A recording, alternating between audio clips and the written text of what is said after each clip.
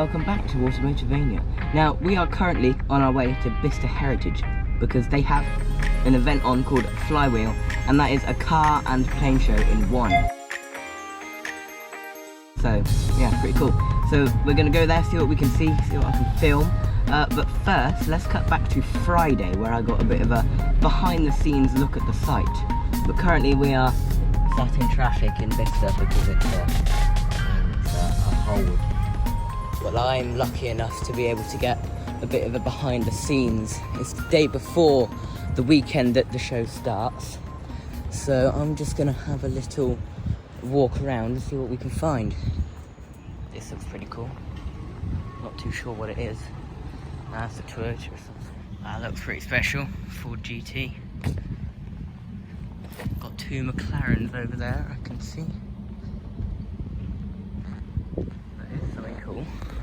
Behind me, I'll show you in a minute, is a Neo. I'm not sure the name of it. Is it like EP9 or something? It's the sports car one. I'll see if I can get a closer look. Well, this is cool, isn't it? Would you look at that? And then we got a little 500. Very nice. There's a tank there and a Polestar 1 hybrid there. That's pretty cool. And then there is our Neo. Whatever this is. Then we have this. Very cool. It's like a little estatey station wagony, whatever it is. Jensen, not actually too sure what this is, I just know it's a Jensen. And then this is probably one of the most special Astons. That's an Aston DB4 GT, and what it is basically is an Aston Martin DB4, like the one in my review, but it's the one that competed, and this is probably worth about £2 million. And this is the only one in that colour, which makes it even more special. Then we have whatever this is, not too sure what. Oh, that is a List. Is that a Lister Jaguar? It is. Lister Cambridge. I thought it looked like a Lister. Cool. That's quite cool. Racing 911 there in a very, very cool orange colour. Nice. And a GTO. Old Land Cruiser. Still setting up all the fairground rides and stuff. Oh, I see some nice Astons over there. Here's a quick look at the track then. That's where all the cars will be racing. We've got a helicopter over there. That's quite cool. A rally Fiesta. What have we got on the truck then? Looks like a Jaguar to me. Here's our nice display of Bentleys. Bentayga at the end, Continentals, and a little kid's car. 50 grand for your car, your kid, to have a car to drive about on your private land. Mad. Right, I think I'm a bit stuck now. E-Type and an old Mini. Now over here is an American beast named Frank. And Frank is a Ford Falcon. And it is a racing car, and it was actually attended the first ever Goodwood revival, so it's a pretty cool car. I've read its history file and it's got an interesting history. Yeah, very nice car. That Neo is really cool.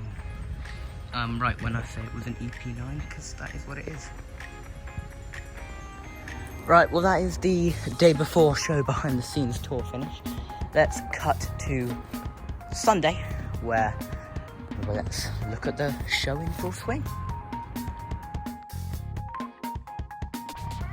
Well, we seem to have a series of cars that look as though they should be in the show, but they're not. We've got this Lotus, and then got a 911 Targa, and then this slammed Ferrari with very much outward stuff. What's it called when the wheels are turned outwards? And then that is a 24 Hours of Le Mans 718. And then that is a Jaguar XK. Now here's a 911 again. And an RS3. And two Porsches. One of which is a 911. One of which is a Taycan 4S Cross Turismo. Then there's an Integra there, and next to it is a very nice Ferrari 458. Ooh, pin in 3 now. Another Porsche there, and another Porsche there. And then we have arrived at the event. Let's see what we can see. Got lots of Astons here.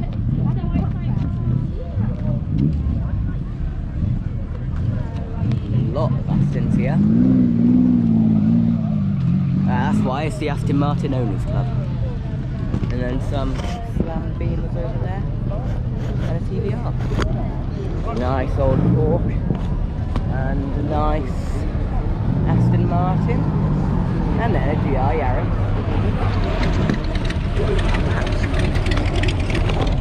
On the back road here in the main part of Bicester Heritage. Out on the circuit now, the Mazda RX-3. Here's the Neo EP9 from Friday.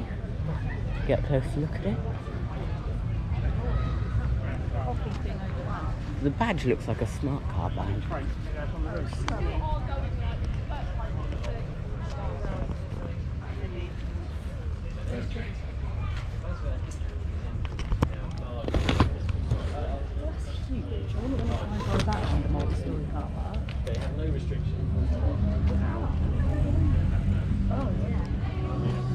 Got lots of Lotus Carlton here. Very cool.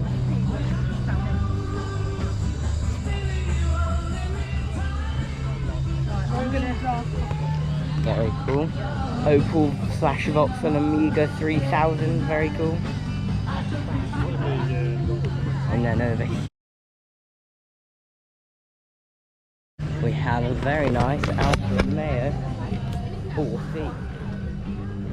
I do like these. Alongside this Mazda RX-3, sustainable classic. That's the fuel that's been in it, the first fully sustainable fuel that there is, ever. Oh, look, I wonder if they're French, the number plate.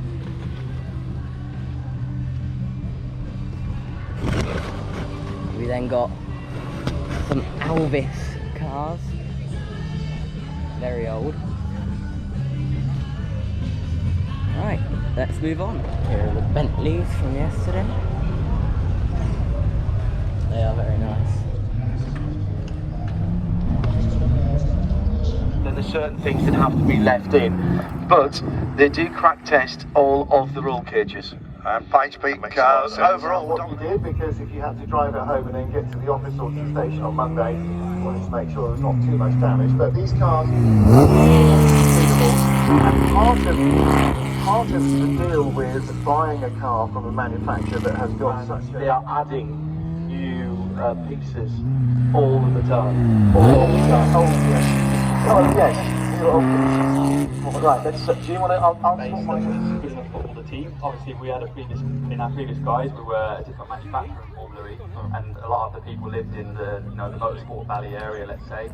And when we changed to be Neon family, making sure that everyone was having a look. So that was the first and foremost, but then obviously the site is so cool, right? To be a part of this site, see some more races. So Rome and London are double headers, Portland next week is just a better race. But yeah, I mean, like, I think anyone who's watching Formula E this year will sort of, and hopefully follow us here with that.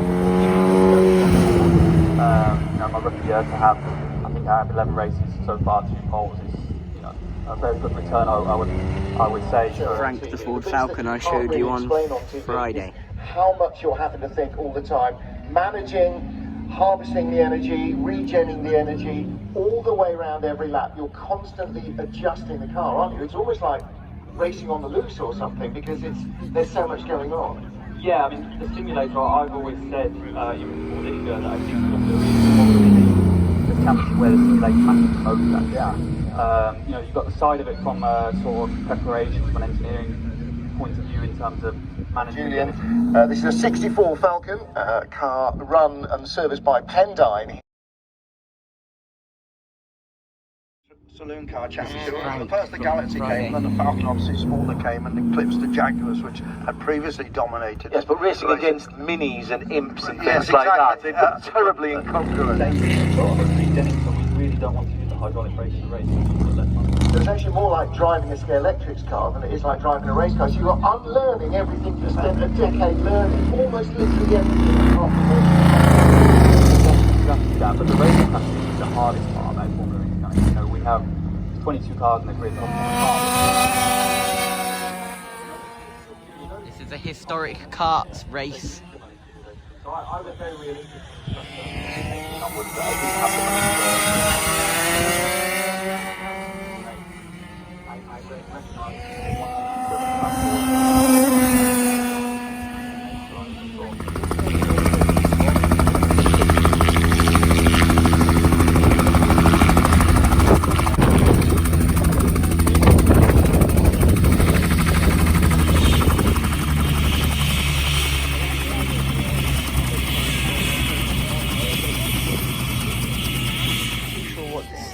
I think it might be one of them Celine things, but I'm not sure.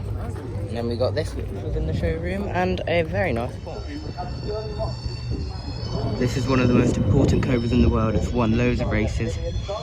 It's worth probably about £4 million.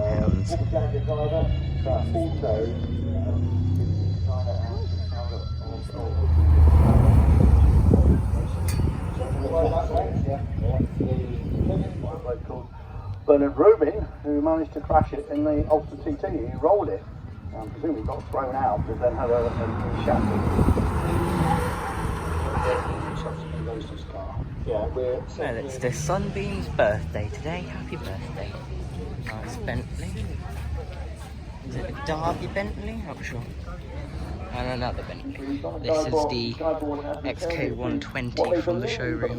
Its period specification, so upper compression ratio to 9:1, 3.8 inch tractors,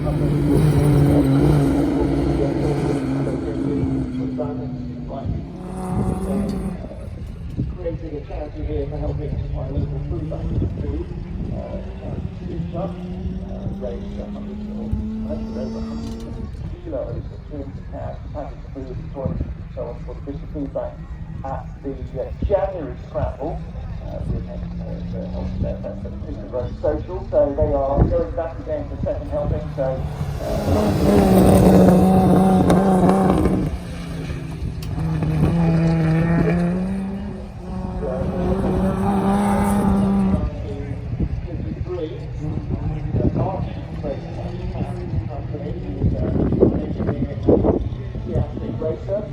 This is an Aston Martin DB4 GT worth about £2.5 million. The Aston Martin DB4 GT, the beautiful pale Wedgwood blue.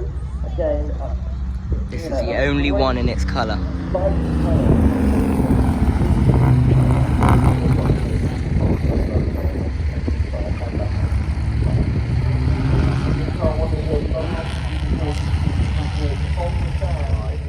With rain, you're pretty close to that.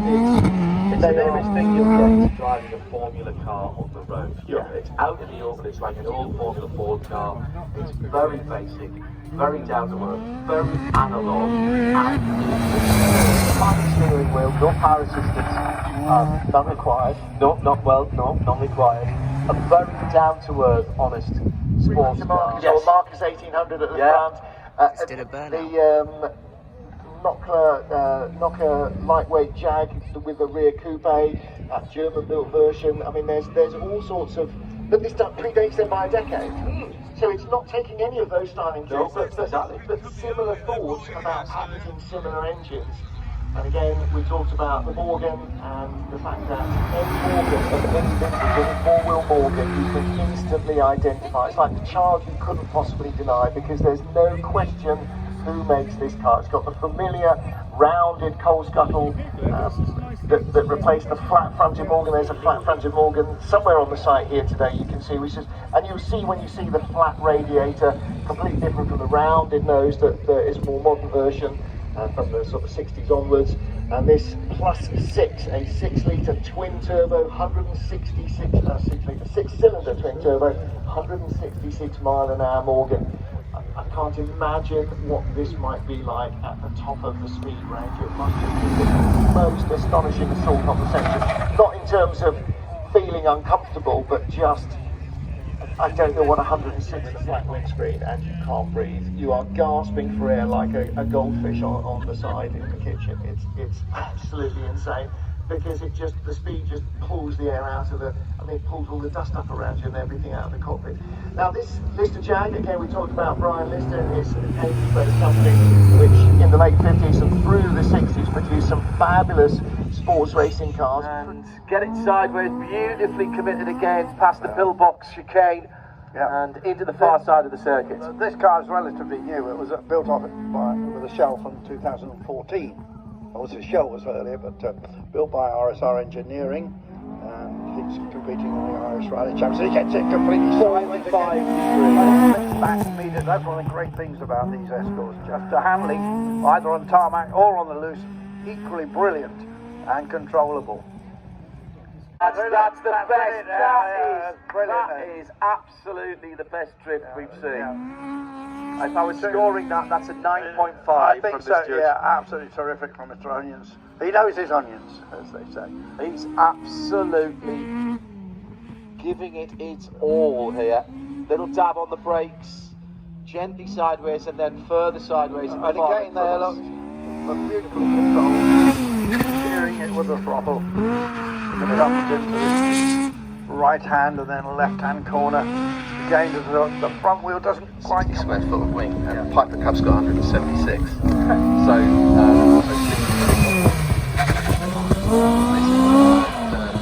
so it's really compromised on the ground. It's now pelting down. I can't see it. I can't breathe. No, you're getting there. There is space in there.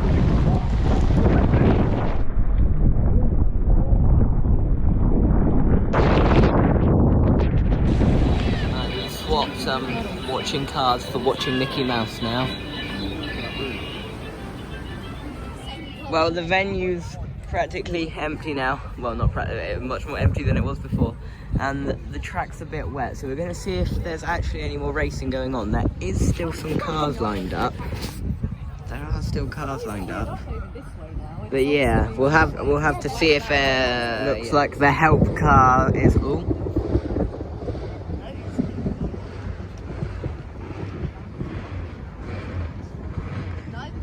Oh, round the corner. The man's mopping the puddle now.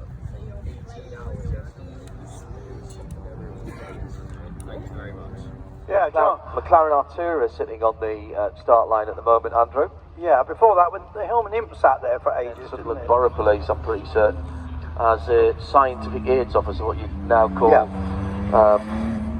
forensics. But on track now He's is gonna have the to very be really latest careful. McLaren, the McLaren Artura. Now earlier that was driven by McLaren Formula E driver. Yep. And I was told the first time he'd sat in a McLaren road car. Oh, was it really? Yeah. Jake. James Hughes. Had a couple of pole positions this year already. And we had a very interesting... Probably £125,000 for the... Yeah, because McLaren's sort of more about 180. Yeah. And then we've got brand new to the Porsche Cars GP press fleet, wearing a very well done registration number, this white and blue. So this is a Porsche 911, slightly more horsepower, using the same engine as you've just heard seen in the GT3RS. This is the GT3RS with the Weissach, the home of Porsche Motorsport. This is a Type 992, the latest version of the Porsche, the 8th Car that was announced yesterday.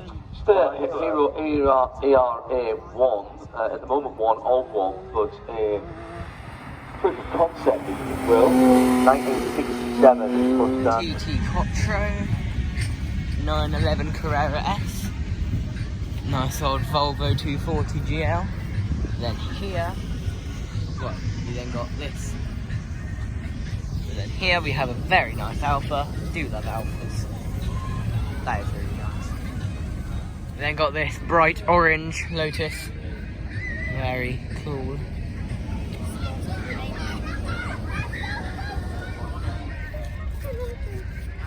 We then have this. It's a bit funny looking. It looks like a miniature Aston sort of thing. I don't know. It's like they've tried to mimic Aston, the miniature. I'm not sure what it is. We then have this very, very nice 24 Hours of Le Mans car, which is, of course, a Marlin.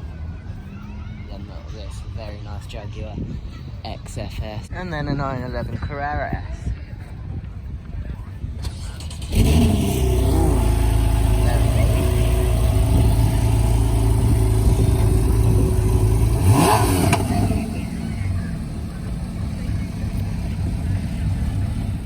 We then got this Rover, or MG, Rover, MG, same thing. Another MG, this is the MG Club. Very cool, very cool. MGBGT. And then of course we have this. Whatever this may be. Wilmot, Birmingham, England. Don't know what that is. We then have this very, very nice Ferrari. One of the few silver Ferraris I've seen, but yeah, I like it. 718. Right, well, we are drenched, so we're getting back in the car, but what we're going to do is see what we can see leaving. So yeah, let's do that now.